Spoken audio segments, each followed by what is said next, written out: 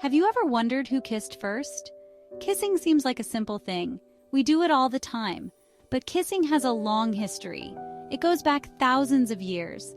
People have been kissing for a very long time. It's not just something new. It's hard to know exactly when the first kiss happened. But we have clues. Archaeologists found ancient writings. These writings talk about kissing. They found these writings in Mesopotamia and Egypt. This means people were kissing over 4,000 years ago. Kissing was a part of their lives, just like it's a part of our lives now. It's amazing to think that something we do today was also done so long ago. Imagine finding a diary from thousands of years ago. That's kind of what it's like for archaeologists. They find ancient writings. These writings tell us about the past. They tell us how people lived. And sometimes, they tell us about kissing. In Mesopotamia, they found clay tablets. These tablets have stories written on them. Some stories mention kissing. In Egypt, they found writings on papyrus. Papyrus is like paper. These writings also mention kissing. These writings are important. They help us understand kissing. They show us that kissing wasn't always about romance. Sometimes it was about family. Sometimes it was about respect. Kissing had different meanings in the past. We kiss for different reasons. Kissing is a universal act that transcends cultures and time periods. We might kiss a family member to say hello. This type of kiss is often a quick peck on the cheek or forehead. We might kiss a friend on the cheek. This is a common greeting in many cultures, symbolizing friendship and respect.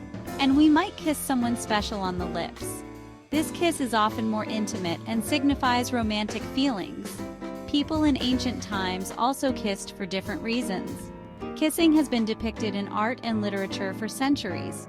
The ancient writings talk about two types of kisses. These texts provide insight into how kissing was perceived in different eras. One type is the parental kiss. This kiss is a gesture of affection and protection. This is a kiss between parents and children. It's a way to show love and care, often given at bedtime or when parting. It's a way to show love and care. This kiss reassures the child and strengthens the bond between parent and child. It's a kiss that says, "I love you." It's a simple yet powerful expression of familial love. The other type is the romantic kiss. This kiss is shared between lovers and is often more passionate. This is a kiss between people who are in love. It's a special kiss that conveys deep emotional connection. It's a kiss that shows a strong connection. This kiss can be a prelude to deeper intimacy and is often shared in private moments. It's a kiss that says, "I love you" in a romantic way. This kiss is a timeless symbol of love and passion, cherished by couples throughout history. We know people kissed over 4,000 years ago. This is evident from ancient texts and artifacts that depict intimate moments shared between individuals. But what about before that? What about before writing? Did people kiss then? The question takes us back to the dawn of human civilization, to a time when our ancestors roamed the earth in search of food and shelter. It's hard to say for sure. The absence of written records from that era leaves us with a mystery that archaeologists and historians are eager to solve. We don't have writings to tell us. Instead, we rely on other forms of evidence, such as cave paintings and ancient artifacts, to piece together the story of early human behavior. But we have other clues. Archaeologists found ancient figurines. These small, often intricately carved objects provide a glimpse into the lives and customs of our ancestors. These figurines show people kissing. The depiction of such intimate acts suggests that kissing might have been a common practice even in prehistoric times. Some of these figurines are very old.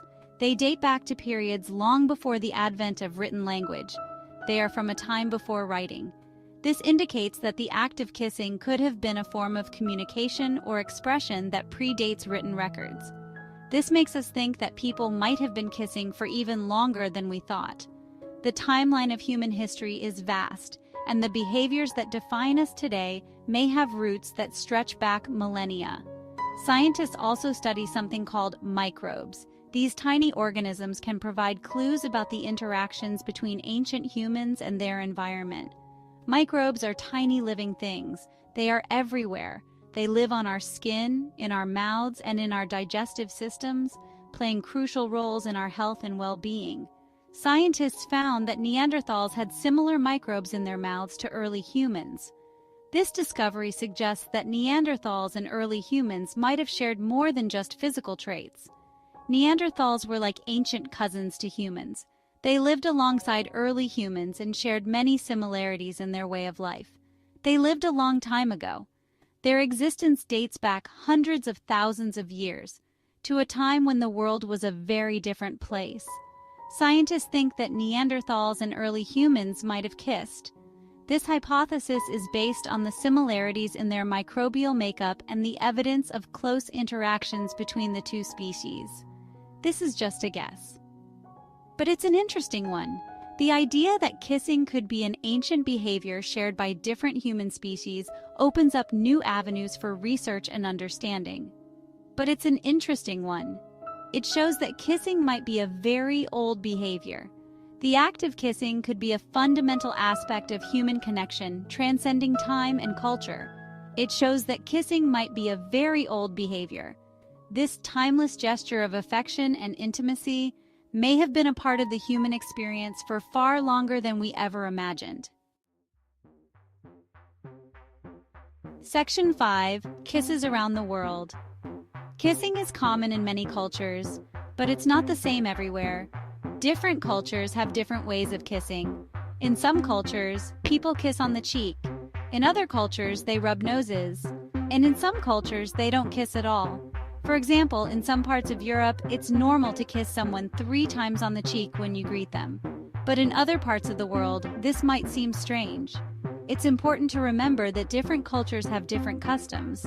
What's normal in one culture might not be normal in another.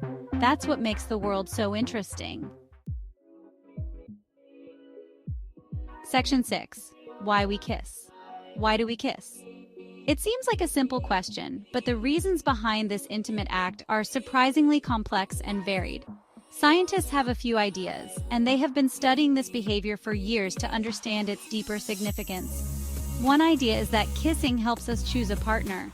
This might sound strange, but there's a lot more going on than just a simple kiss. When we kiss, we exchange saliva.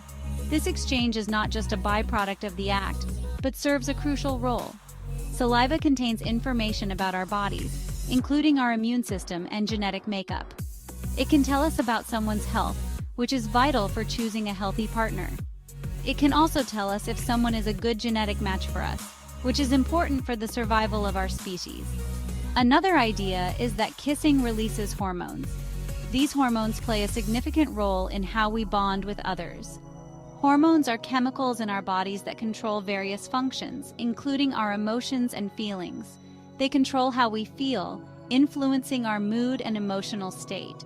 When we kiss, our bodies release hormones like oxytocin, which is often referred to as the love hormone.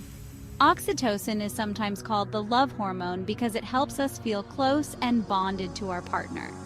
It makes us feel happy and connected, enhancing our emotional bond and making us feel more secure in our relationship. Kissing can also reduce stress. This is because it triggers the release of endorphins, which are natural painkillers. When we kiss, our bodies release endorphins. Endorphins are natural painkillers that help us feel good and alleviate stress. They make us feel good, elevating our mood and creating a sense of well-being. So, the next time you kiss someone, remember that there's a lot more happening than meets the eye. Section 7. Kisses and germs. Kissing can be a lot of fun, but it's important to be safe. When we kiss, we exchange saliva. Saliva can contain germs. Germs are tiny organisms that can make us sick. Most of the time, our bodies can fight off germs, but sometimes we can get sick from kissing. That's why it's important to only kiss people you trust. It's also important to practice good hygiene. This means washing your hands and brushing your teeth regularly. In the past, people didn't know about germs. They didn't know that kissing could spread diseases. Today, we know more about how germs work. We can take steps to protect ourselves. Section 8. Rules about kisses. Kissing is a natural behavior, but it's also something that we learn about from our families and our cultures. There are rules about kissing. These rules tell us who it's okay to kiss, when it's okay to kiss, and what kind of kiss is appropriate. For example, in many cultures, it's not okay to kiss someone you just met. You usually save kisses for people you know well. It's also not okay to kiss someone without their consent. Consent means that the other person agrees to be kissed. The rules about kissing can vary from culture to culture. It's important to be respectful of other people's customs. Section 9. Kisses in art. Kissing is a powerful symbol. It represents love, affection, and desire. Artists have been depicting kisses in their artwork for centuries. One famous example is Gustav Klimt's painting, The Kiss. This painting shows a couple embraced in a kiss. The painting is full of emotion and sensuality. Another famous example is Auguste Rodin's sculpture, The Kiss. This sculpture shows two lovers locked in a passionate embrace. The sculpture is both beautiful and moving. Section 10. Kisses in stories. Kissing is a common theme in stories. We read about kisses in books, we see them in movies, and we hear about them in songs. Kisses are often used to symbolize a turning point in a story. For example, in the story of Romeo and Juliet, their first kiss is a magical moment. It seals their love for each other. Unfortunately, their love is forbidden, and they meet a tragic end. In fairy tales, kisses are often used to break spells. For example, in the story of Sleeping Beauty, the prince wakes the princess from her slumber with a kiss. Section 11. The magic of a kiss. Kissing is a special act. It can convey a wide range of emotions, from love and affection to passion and desire. Kisses have been a part of human culture for thousands of years. They continue to fascinate and inspire us. The next time you give or receive a kiss, take a moment to appreciate the long and fascinating history of this simple act of affection.